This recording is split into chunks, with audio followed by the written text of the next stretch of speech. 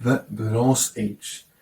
That is the period when people were using mainly an alloy out of copper and tin together to make tools, weapons and stuff like that. And because it is fixed on the time when people were doing that, it is not everywhere the same. For example, in the Middle East, in Egypt, Mesopotamia, it was 5,000 years ago. In Britain, Scandinavia, 4,000 years ago. In the Americas, there was some knowledge about how making bronze things, but it was never really used in the quantity to term something Bronze Age. And in Africa, the Bronze Age was skipped directly from Stone Age to Iron Age, which came in 3,000 years ago. In Europe, for example, 3,000 years ago, the Iron Age, and they're making things out of iron. And tin, a part of copper, is necessary to make bronze, and tin is not so easy to get. And that means that the people to get tin had to have extensive trading routes to other countries and other regions. And that then increased, they got new ideas, new technology, new development, that increased the speed at which development was developing. Well, this according to the Reader's Digest Library of Modern Knowledge, Book 2, Part 8, Man and Society, written by C. W. Kutros and Emily Gordon, Peter Lois, Lucy Mayer, David Martin, Jacqueline Sachs, by Ruth DeWitters and Jason Woodburn, on the page 447.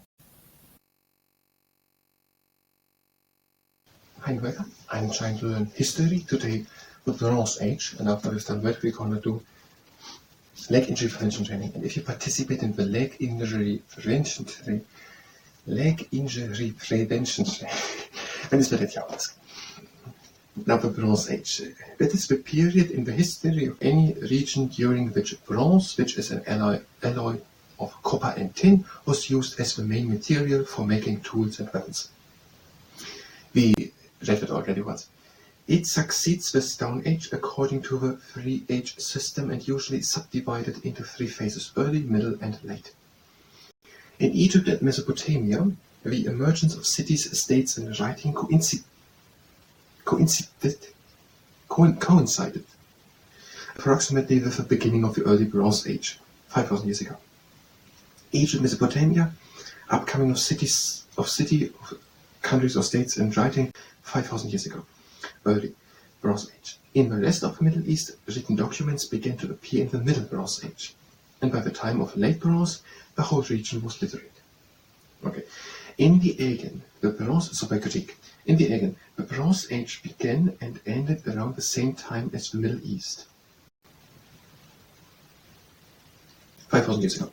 Its beginning in Central Europe, Spain, Scandinavia, and Britain, is usually dated at about 4,000 years ago, while in China, bronze was not used earlier than 3,500 years ago.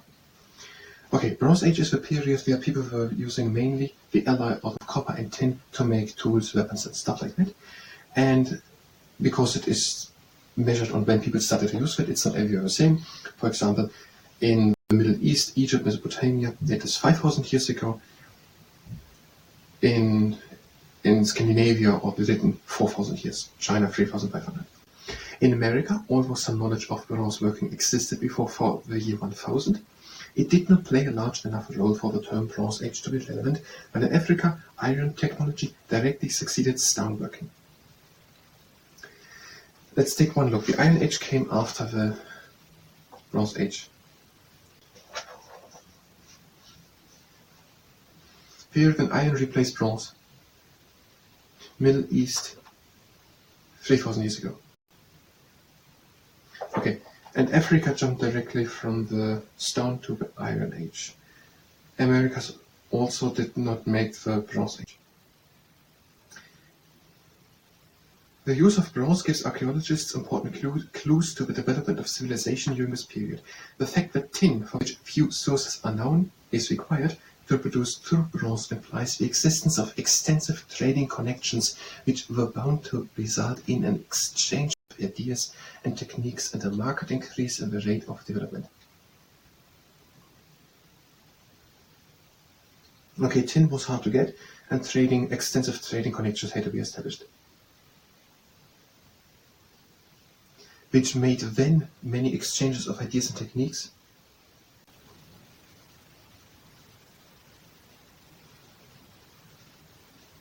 And the development alongside these trading routes, is it part of a Bronze Age?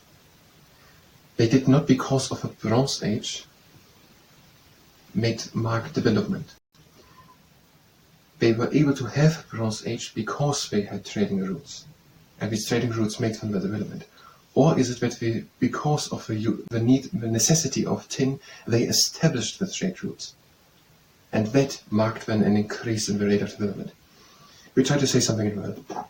Okay, Bronze Age, copper tin alloy.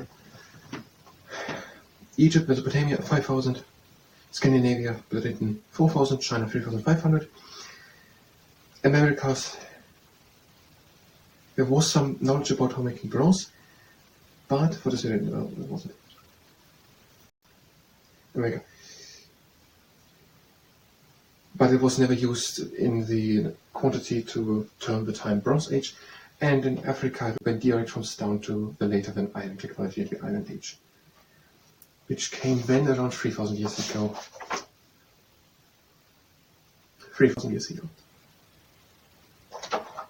Okay, because tin is necessary trading routes, exchanging of ideas and techniques, increase of development.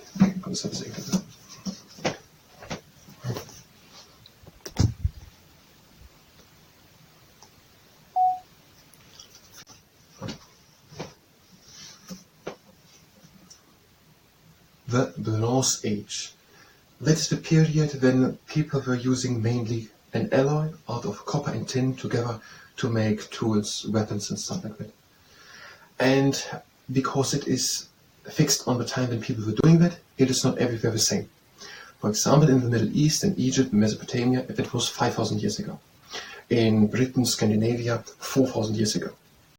In the Americas, there was some knowledge about how making bronze things, but it was never really used in the quantity to term something Bronze Age.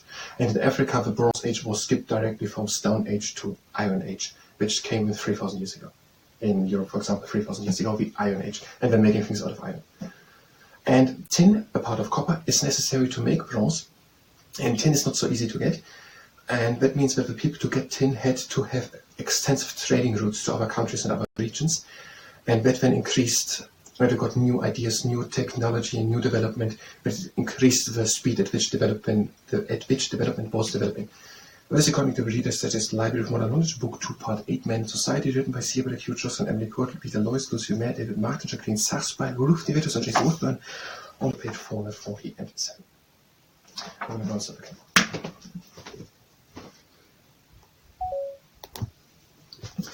And that was the history part. If you were here for history, you can go directly to the next part of history, where we will continue with history. If you stay here and participate in the leg injury prevention training, then it's better if you honest. Have a good standing leg, and the other leg is swung in front and to the side. And the other foot, front and side. And the foot in front and back.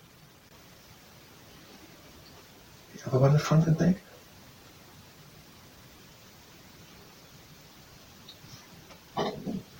And now one leg up, hands out, over cross, go for middle, over cross, further, middle, down. Other leg up, over cross, further, middle, over cross, further, middle, down. And stand good on one leg, turn over to that leg, down into the knee, over, up. Other leg, stand good, turn over, down, over, up. Stand good, and reach always with the heel to imaginary 90-minute intervals on an imaginary dial of a clock. Other foot to 12 o'clock, 1:30 and 3 o'clock, 10:30 and 9 o'clock, 7:30, 6 o'clock, 4:30 and 8 o'clock. And one leg up, and press up to the side. And the other foot up, to the side. And now one heel onto the ground. Don't do it if you're pregnant. Lift that heel off the ground and place that heel again onto the ground. On to the other side.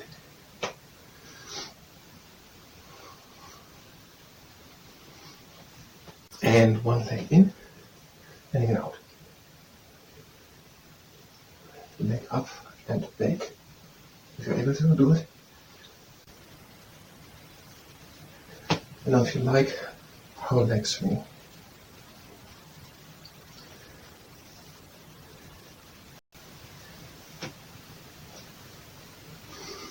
And change the foot. Leg in and out.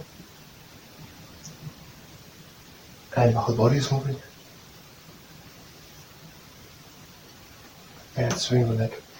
Leg and in. And the legs apart. Releasing it down. And out. In and up. In and close the legs. Releasing it up. It was the leg injury prevention training. I thank you very much. Until next time.